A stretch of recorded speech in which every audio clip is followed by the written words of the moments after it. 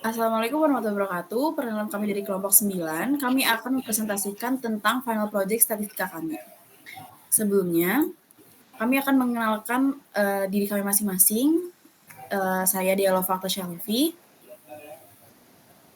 Saya Faiz Nur Rosidin.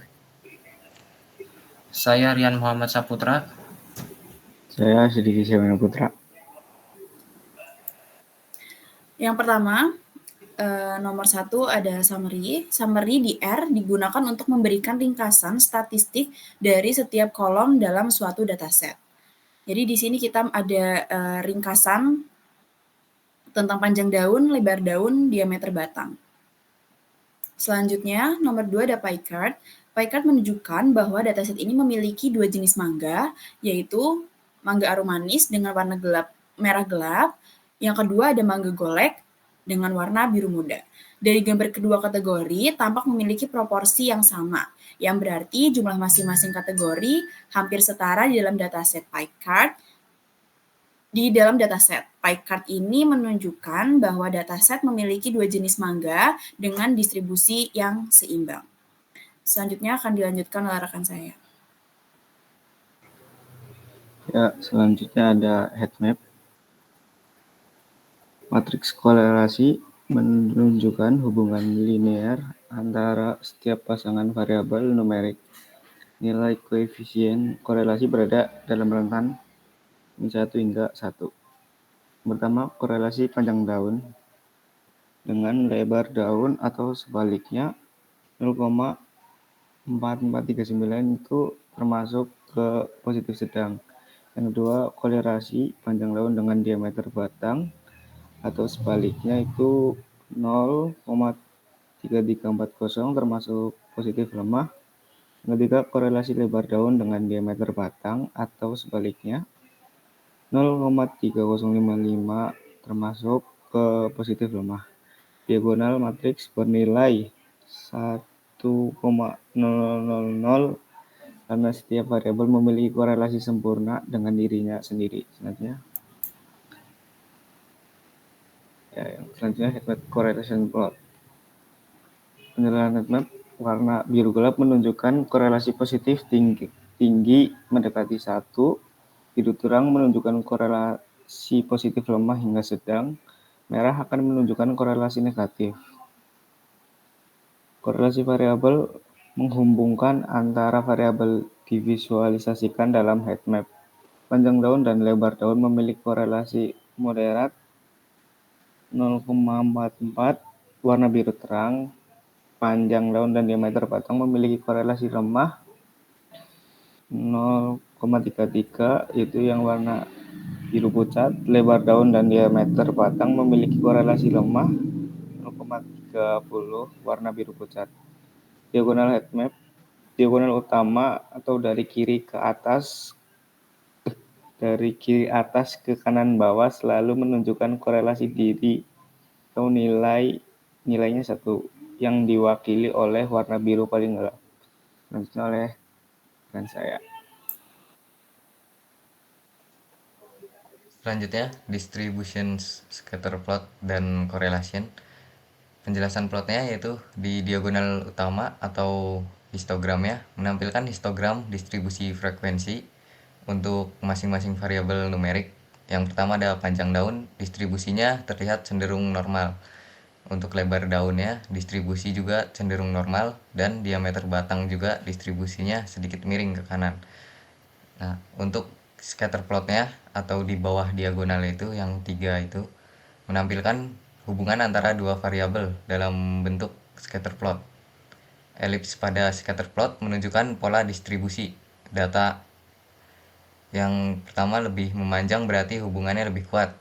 Selanjutnya kalau lebih bulat berarti hubungannya lebih lemah.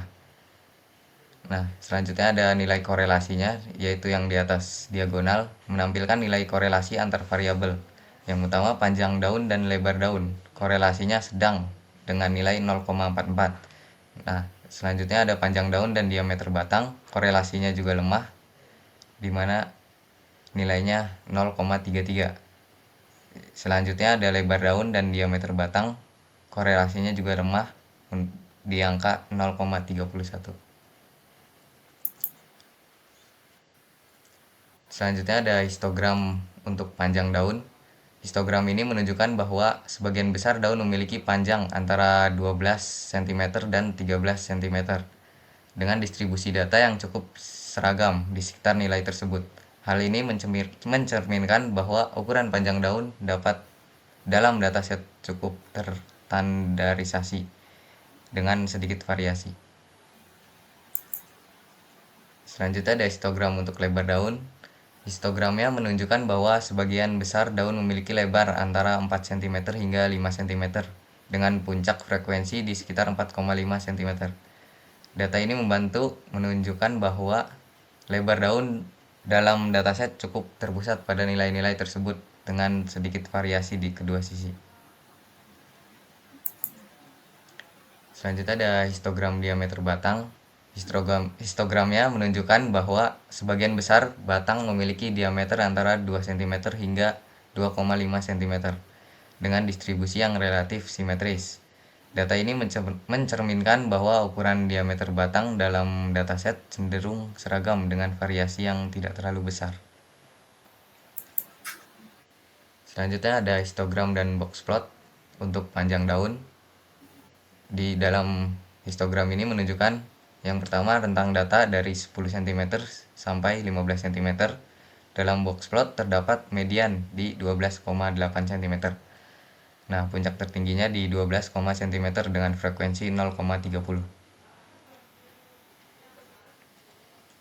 Next. Histogram dan box plot lebar daun. Histogramnya menunjukkan rentan data dari 3 cm hingga 6 cm. Dalam box plot terdapat median di 4,5 cm. Puncak tertingginya di 4,5 cm sampai 5,0 cm dengan frekuensi 0,5. Next. Selanjutnya ada histogram dan box plot diameter batang. Histogramnya menunjukkan yang pertama rentang data dari 1 cm sampai 3 cm. Yang kedua dalam box plot terdapat median di 2,4 cm. Dan puncak tertinggi di 2,3 cm sampai 2,4 cm dengan frekuensi 1,0.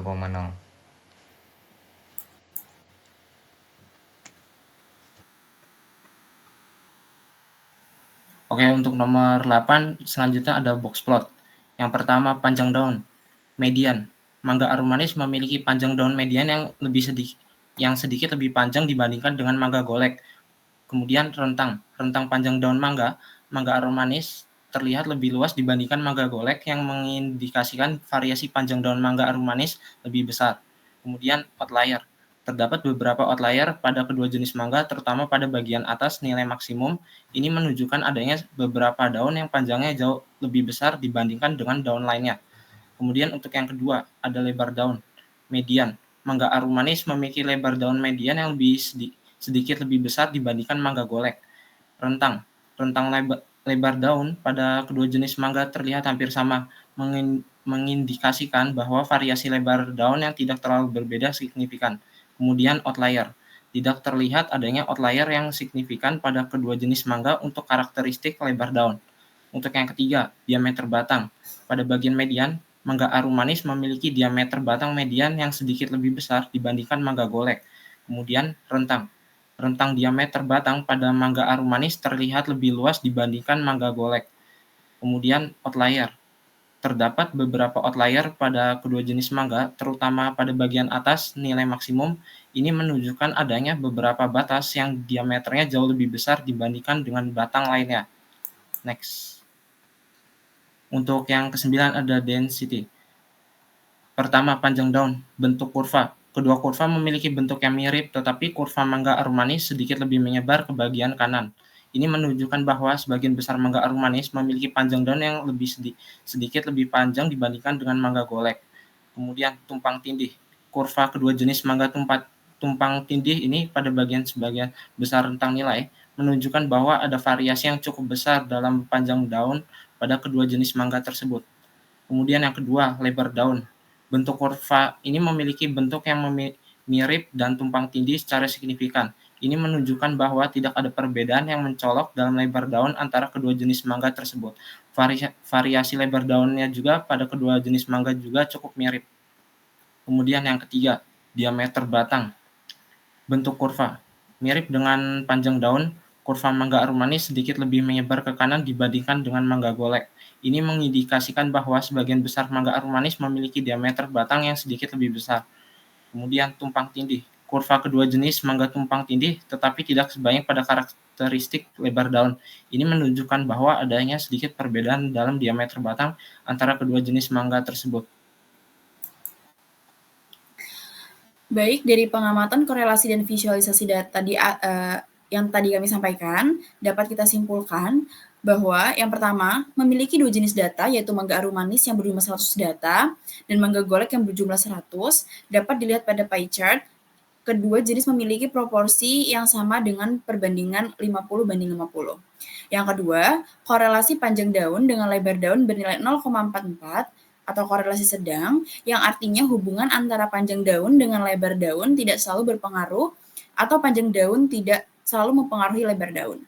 Yang ketiga, korelasi panjang daun dengan diameter batang 0,33 atau positif lemah, yang artinya hubungan antara panjang daun dengan diameter batang tidak selalu berpengaruh atau diameter batang tidak selalu mempengaruhi panjang daun.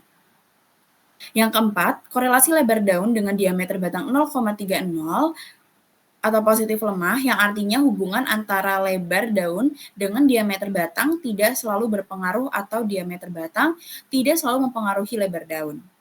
Yang kelima, sebagian besar panjang daun dari kedua jenis pohon mangga memiliki panjang antara 12 sampai 13 cm. Yang keenam, sebagian besar diameter batang dari kedua jenis pohon mangga memiliki panjang antara 2 sampai 2,5 cm. Yang ketujuh, mangga arum manis memiliki panjang daun, lebar daun, dan diameter batang median yang sedikit lebih besar dibandingkan mangga golek. Dapat dilihat dari box plot dan grafik densitas.